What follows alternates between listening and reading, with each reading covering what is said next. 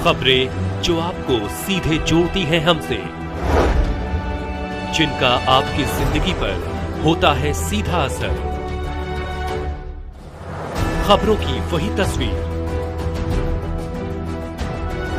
बिना बदले बिना डरे, जज्बा सच का लिए, सच दिखाते हैं। वाराणसी आरक्षण बचाओ संघर्ष समिति एवं DS4 BSS 10 के द्वारा आहत मंडलीय संविधान बचाओ महासम्मेलन में अपने अध्यक्षीय भाषण में बोलते हुए संगठन के संस्थापक राष्ट्रीय अध्यक्ष RP सिंह अम्बेडकर ने कहा कि राम राज्य के नाम पर देश में संविधान के स्थान पर मनुस्मृति लागू करने की भरपूर कवायद की जा रही है। यदि इन जातिवादी फिरका प्रस्त ताकतों को नहीं रोका गया तो ये बहुत जल्द प्राथमिक माध्यमिक शिक्षा और उच्च शिक्षा का बाजारीकरण एवं व्यवसायीकरण करके वंचित वर्गों से धर और चौपट कर दिया है। निजीकरण और मोनेटाइजेशन के नाम पर सरकारी महकमों यथा शिक्षा, चिकित्सा, बिजली, पानी, सड़क, रोडवेज, रेलवे, मेल सेल, तेल और वंचित वर्गों के सारे अधिकार और आरक्षण को खत्म कोयला व अन्य खनिज कंपनियों को कौंडी के दाम पर जीतियों और धनासेठों को बेचा जा रहा है। उससे आम जनता को भारी नुकसान कर देंगे उठाना पड़ रहा है। नौजवान रोजगार और नौकरी के लिए दर दर भटक रहे हैं। गरीबी और अमीरी की खाई गहरी और चौड़ी होती जा रही हो यदि उसमें आरक्षण नहीं है। निजीकरण ने सबसे बड़ी चोट आरक्षित वर्ग SCU 0 प्रथम 0 की पूर्वांचल और दक्षिणांचल बिजली कंपनियों के निजीकरण का हम विरोध करेंगे, क्योंकि इससे बिजली कार्मिकों का बड़े पैमाने पर स्त्री तो BC एंड माइनॉरिटी को दी है। कोई भी मॉडल अथवा पैटर्न है तो 85% बहुसंख्यक जनता के लिए वे बेकार है। अहित एवं शोषण होने की संभावना से इनकार नहीं किया जा सकता है। साथ ही आरक्षित वर्ग बेहद बुरी तरह प्रभावित होंगे। प्रमुख वक्ताओं की कड़ी में श्रद्धेय RP अम्बेडकर जी, राष्ट्रीय अध्यक्ष आरक्षण बचाओ संघर्ष समिति श्री राजकुमार सोनकर जी, अध्यक्ष प्रगतिशील खटी कल्याण समिति डॉक्टर शून्य अनिल कुमार चौधरी जी, अभिराम प्रसाद जी, श्याम नारायण जी, विनोद कुमार जी, किशोरी लाल कश्यप जी, सुदर्शन राव बॉब जी, पीटराम कुमार अजीत इलाहाबादी, रमेश कुमार जी, संतोष सोनकर जी, बोदेलाल सोनकर, एक विजेंद्र सोनकर जी, श्याम बिहारी जी, महेंद्र प्रसाद जी, सतीश गौतम जी व अन्य विशिष्ट वक्तागण ने अपने अपने विचार व्यक्त किए। मैं RP सिंह अम्बेडकर, राष्ट्रीय अध्यक्ष आरक्षण बचाओ संघर्ष समिति, संस्थापक अध्यक्ष DS4 जी। यहाँ किस तरह की संविधान बचाओ? देखिए, ये संविधान बचाओ सम्मेलन, ये महासम्मेलन का जो विचार है, ये 26 नवंबर को लखनऊ के अंदर ही इसका तय हो गया था कि उत्तर प्रदेश के सभी 18 मंडलों में और अन्य राज्यों में, राजस्थान, हरियाणा, पंजाब वगैरह में, उत्तराखंड, मध्य प्रदेश वगैरह में ये सम्मेलन आयोजित किए जाएंगे। आज ये शुरुआत बनारस से हुई है, खटीक धर्मशाला, अनोला रोड, बनारस से, और ये सफल सम्मेलन यहाँ आप लोगों ने कवर किया, उसके लिए आप मीडिया बंधुओं का बहुत बहुत धन्यवाद। और ये महासम्मेलन बुलाए जाने का एक बहुत बड़ा कारण है, हम विगत 5-6 वर्षों से लगातार देख रहे हैं कि संविधान के ऊपर गाहे बगाहे यहाँ से वहाँ से हमला होता चला जा रहा है, और देश के तमाम संगठन, तमाम बड़ा बड़ा पार्टी लोग कोई बात उसके ऊपर नहीं कर रहा है। विगत साल 24 के चुनाव से ज़रूर हम देख रहे हैं कि कुछ पार्टियां संविधान के नाम पर ज़रूर मुद्दा उठाई है और लाल किताब दिखाता घूम रहा है, परंतु संविधान के अंदर, जैसे हमारे वरिष्ठ समाज सेवी अभी बता रहे थे कि भारत का दूसरा नाम कोई है ही नहीं है। संविधान के अंदर पहला ही शब्द इस्तेमाल हुआ है, be the people of India, that is Bharat.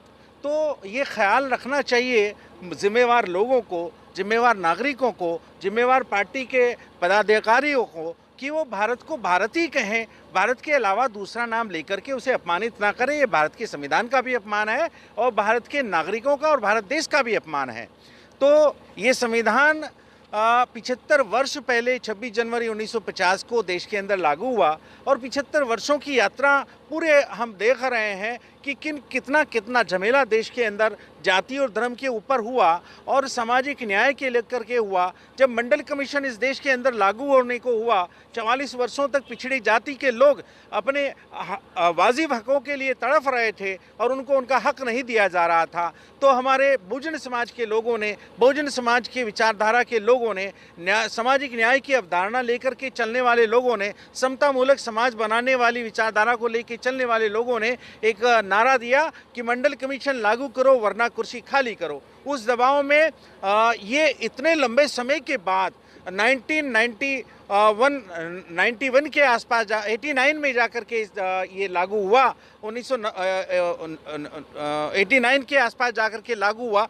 VP Singh सरकार ने इसे लागू किया दबाव में, सामाजिक न्याय के दबाव में, और उसके बाद तुरंत वही हिंदूवादी ताकतें इस आरक्षण को ख़त्म करने के लिए बड़ा ख़तरनाक गेम खेल दिए। कमंडल का एक बहुत बड़ा वो लेकर के आ गए और उस आरक्षण को प्रभावित करने के लिए, उसे बर्बाद करने के लिए उन्होंने धर्म की घूंटी पिलाना शुरू कर दिया और धर्म की घूंटी के मंडल के ऊपर कमंडल हावी हो गया। तो हमारा ये कहना है कि जब जब भी इस देश के वंचित वर्गों को, आदिवासियों को, पिछड़े वर्गों को संविधान द्वारा प्रदत्त अधिकार कोई सरकार देना चाहती है, कोई समूह देना चाहता है, कोई संविधान द्वारा प्रदत्त अधिकारों की बहाली की बात करता है, तब कोई ना कोई एक नया अड़ंगा लेकर के आ जाते हैं। आज खुले आम भारत के संविधान को बदलने की बात यहाँ वहाँ हो रही है। कुछ धर्मगुरु, कुछ तथाकथित रूप से जो इस देश को खतरनाक स्थिति में धकेल देना चाहते हैं, वो कुछ कहते घूम रहे हैं कि संविधान बदला जाना चाहिए। भाई, इस संविधान के अंदर क्या खराबी है जो सबको बराबर का अधिकार दे रहा है, सबको बराबर पे ले जाना चाह रहा है, सबको बराबर के अपॉर्चुनिटी देना चाह रहा है, जो जाति, धर्म, संप्रदाय, क्षेत्र और लिंग के आधार पर कोई भेदभाव किसी के साथ नहीं करता है। तो आप सामाजिक और आर्थिक गैर बराबरी खत्म करने वाले इस महान संविधान को क्यों खत्म कर देना चाहते हैं? तो ऐसी ताकतों को हम चेतावनी देना चाहते हैं, सचेत करना चाहते हैं कि भारत के संविधान की ओर आप आंख उठा के भी मत देखना, और वरना इस देश के बहुजन समाज के लोग, इस देश के अनुसूचित जाति जनजाति के लोग, पिछड़े वर्ग के लोग, अल्पसंख्यक वर्ग के लोग कभी भी इस बात को बर्दाश्त नहीं करेंगे और संविधान की हर कीमत पे हिफाजत की जाएगी। भारत का संविधान हमें सुरक्षा दे रहा है, तो हम काहे नहीं भारत के संविधान की सुरक्षा करेंगे? हम अपने खून की एक एक बूंद तक भारत के संविधान की रक्षा करेंगे। इसको लेकर के संविधान सम्मेलन किया जा रहा है। अगला कदम क्या होगा?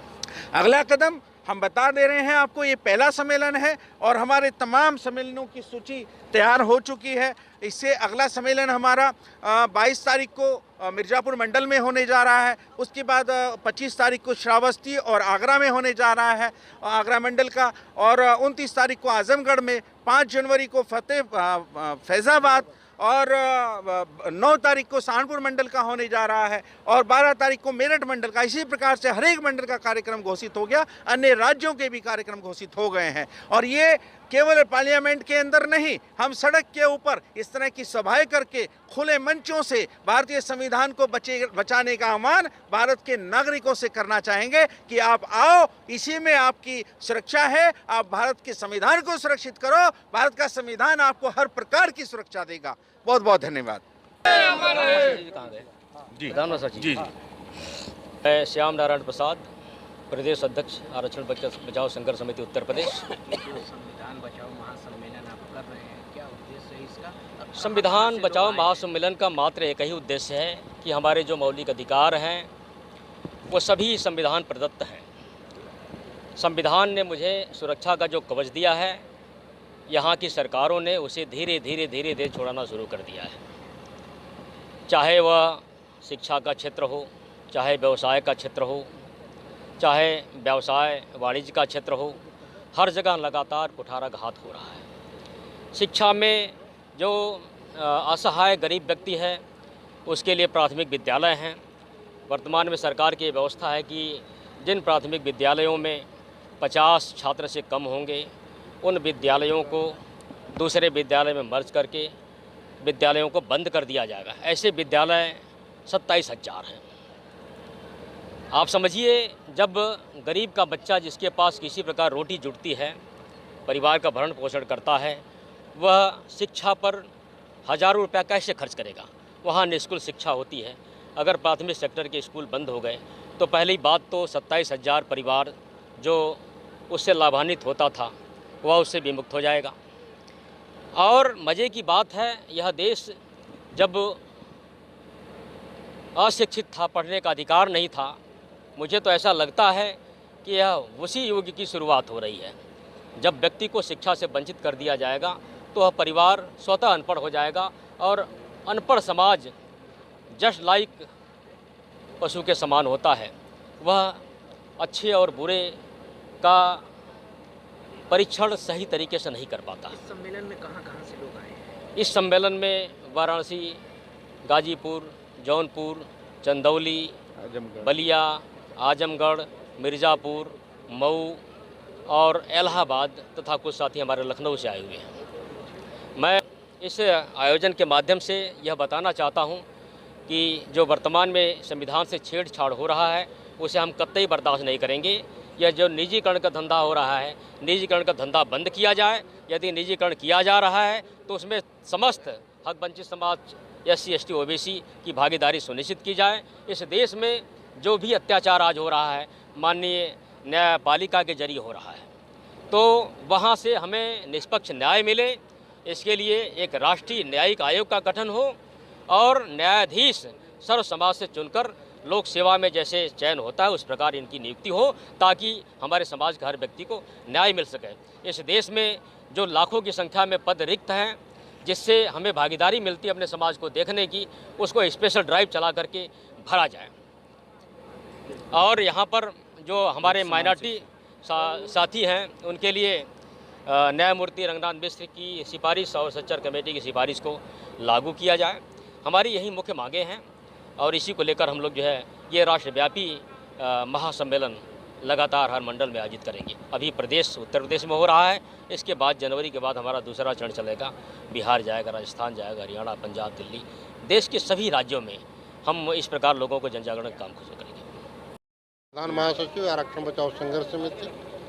महासम्मेलन के जरिए क्या संदेश देना चाहेंगे? देखिए, इस महासम्मेलन के जरिए क्या हम लोगों ने भारतीय संविधान दिवस के रूप में 26 नवंबर को लखनऊ में कार्यक्रम किया था, और यह कार्यक्रम करने का हम लोगों का उद्देश्य मुख्य ये है कि भारतीय संविधान की सुरक्षा की जिम्मा न्यायपालिका को है भारतीय संविधान के तहत। लेकिन कुछ दिनों से हम लोगों ने देखा कि जिसको भारतीय संविधान की सुरक्षा की जिम्मेदारी दी गई, जिसको अधिकार है कि अगर केंद्र सरकार उस संविधान के विरुद्ध में कार्य कर रही है तो उस सरकार को जो भी अधिसूचना विधेयक ला रही है उसको अवैध घोषित करे और भारतीय संविधान के तहत भारत के लोगों के हित में अपना निर्णय सुनाए। लेकिन कुछ वर्षों से यह न्यायपालिका चुप्पी साधी हुई है, भारतीय लोगों के विरोध में अपना निर्णय दे रही है। तो इसलिए हम लोगों ने यह जन आंदोलन के रूप में यह सम्मेलन शुरू किया कि जिसकी जिम्मा थी कि भारतीय संविधान की सुरक्षा करें, वही जो है भारतीय लोगों के अधिकार का हनन करना शुरू कर दिया है। तो हम लोगों का आरक्षण बचाओ संघर्ष समिति के साथ साथ सभी सामाजिक संगठनों का यह दायित्व बनता है कि हम लोग जनता के बीच इस आवाज़ को उठाएं और अपने हक अधिकार को बचाएं, भारतीय संविधान को बचाएं।